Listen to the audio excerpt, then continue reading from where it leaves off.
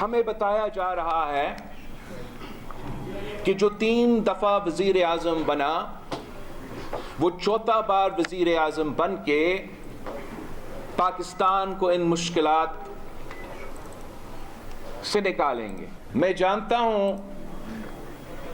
कि पाकिस्तान के इलेक्शंस कैसे होते हैं। मेरा आपसे दरख्वास्त है कि आप उन सबको फरवरी 8 पे सरप्राइज दें। बताया जा रहा है कि 3 बार वजीर आजम बनने वाला चौथी बार वजीर आजम बनेगा और मुल्क को मसाइल से निकालेगा। बलूचिस्तान के अवाम 8 फरवरी को उनको सरप्राइज दें जिन्होंने अपना फैसला ले लिया है। मुल्क की किस्मत उन लोगों के हवाले न करें जिन्होंने नफरत और तकसीम की सियासत की। Chairman people's party Bilawal Bhutto Zardari का कोयटा में बलूचिस्तान हाई कोर्ट बार्स में खिताब। कहा कि जानते हैं कि पाकिस्तान के इलेक्शन कैसे होते हैं, हमें रिवायती पुरानी सियासी सोच को छोड़ना पड़ेगा। वक्त आ गया है कि पाकिस्तान के मुस्तकबिल के फैसले अवाम को करने दें।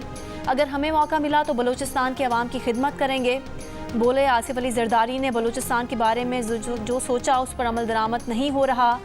आइन हक देता है कि वसाइल पर सबसे पहला हक उस सूबे के अवाम का है।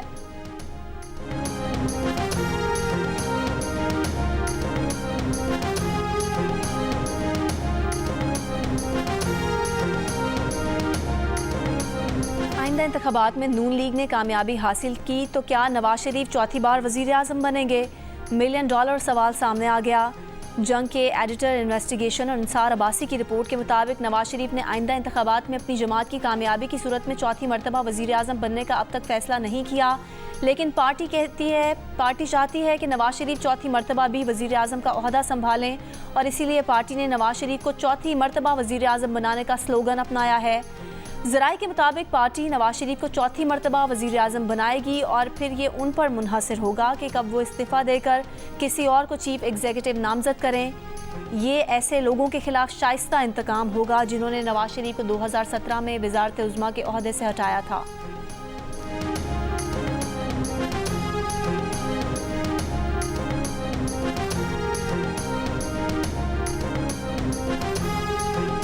गजा फिर धमाकों से गूंजने लगा। जंगबंदी की मुद्दत खत्म होते ही इसराइली फ़ौज ने गजा पर पूरी ताकत से हमले शुरू कर दिए। लड़ाका तैयारों की गजा के शिमाल से जुनूब तक मुख्तलिफ इलाकों पर बमबारी, टैंकों से भी गोले बरसाए जा रहे हैं। घरों को निशाना बनाए जाने से कम 6 फ़लस्तीनी शहीद। शिमाली गजा में फ़लस्तीनी मुज़ाहमतकारों और इसराइली फ़ौज में शदीद झड़पें। गजा में 7 रोज़ा जंगबंदी का आगाज़ 24 नवंबर से हुआ था, जिसमें 2 मरतबा तौसीह भी की गई। इसराइली वज़ीर आज़म के दफ्तर से जारी बयान में दावा किया गया है कि हमास ने जंगबंदी के मुआहदे के मुताबिक मज़ीद यरगमाली रिहा नहीं किए। हमास ने इसराइल पर रॉकेट भी फायर किए हैं। इसराइली फ़ौज की शिमाली गजा के बाद जनूबी गजा में खान यूनुस खाली करने की धमकी। फ़लस्तीनी खान यूनुस से रफ़ा की तरफ चले जाएं।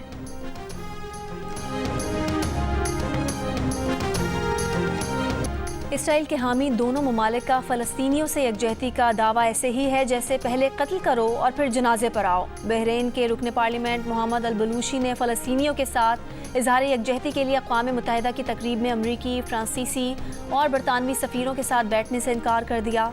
न्यूयॉर्क में अक़वाम मुत्तहिदा के हेडक्वार्टर में फ़लस्तीनी अवाम के साथ यकजहती के आलमी दिन के मौके पर मुनक़िदा तकरीब में कहा कि फ़लस्तीनी कौस सिर्फ अरब या मुसलमानों का नहीं, दुनिया भर में मौजूद हर आज़ाद इंसान का है। हम देख रहे हैं कि फ़लस्तीन में कितना जुल्म हो रहा है।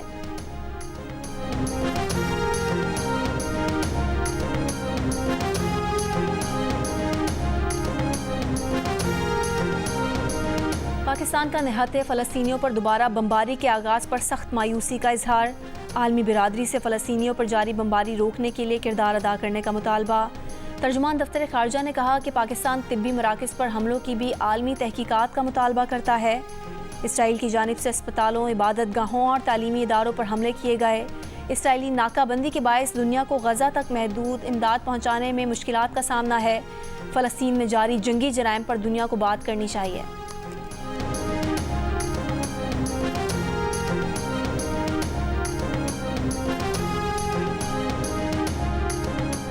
IMF के मुताबिक 30 जून 2024 तक पाकिस्तान पर कर्ज का बोझ 820 खरब रुपए हो जाएगा। रवा माली साल के दौरान कर्ज में 118 खरब रुपए तक इजाफा मुतवक्के।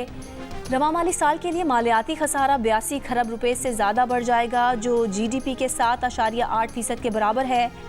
IMF पाकिस्तान की कम कर्ज अदायगी की कोशिशों पर तैयार न हुआ। मुल्की और बैरूनी कर्जों पर अदायगी 86.27 खरब रहने का तखमीना है, जबकि अगले माली साल के लिए कर्ज अदायगी मजीद बढ़कर 96 खरब तक जा सकती है।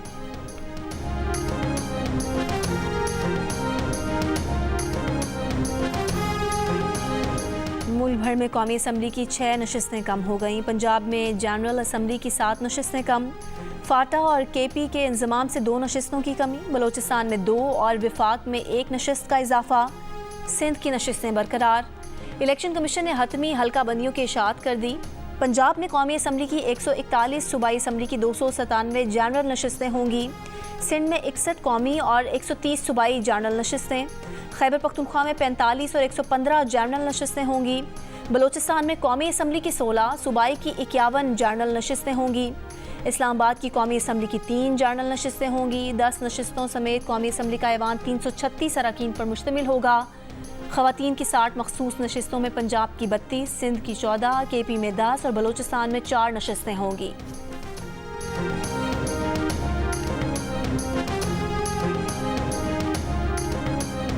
चेयरमैन PTI शाह महमूद कुरैशी के खिलाफ साइफर केस के जेल ट्रायल का नोटिफिकेशन अदालत में पेश। समाअत कल अडयाला जेल में होगी। जुडिशल कॉम्प्लेक्स में ऑफिशियल सीक्रेट एक्ट अदालत में आज समाअत शुरू होने पर PTI वकला मुल्जिमान को अदालत लाने पर इसरार और जज नोटिफिकेशन का इंतजार करते रहे। चेयरमैन PTI की बहन अलीमा खान ने रोस्ट्रम पर आकर कहा, नोटिफिकेशन कब आएगा। वक्फे के बाद जेल ट्रायल का नोटिफिकेशन अदालत पहुंचा तो प्रोडक्शन से मुताल्लिक दरख्वास्त निपटा दी गई। जज अब्दुल हसनात ने कहा, चेयरमैन PTI की प्रोडक्शन का मसला है, कल तारीख देंगे, दरख्वास्त आप कल अडयाला जेल में दे दें। चेयरमैन PTI ने जेल ट्रायल के हुक्मनामे के खिलाफ दरख्वास्त दायर कर दी। पेशी के हुक्मनामे पर अमल दरामद की इस्तदा।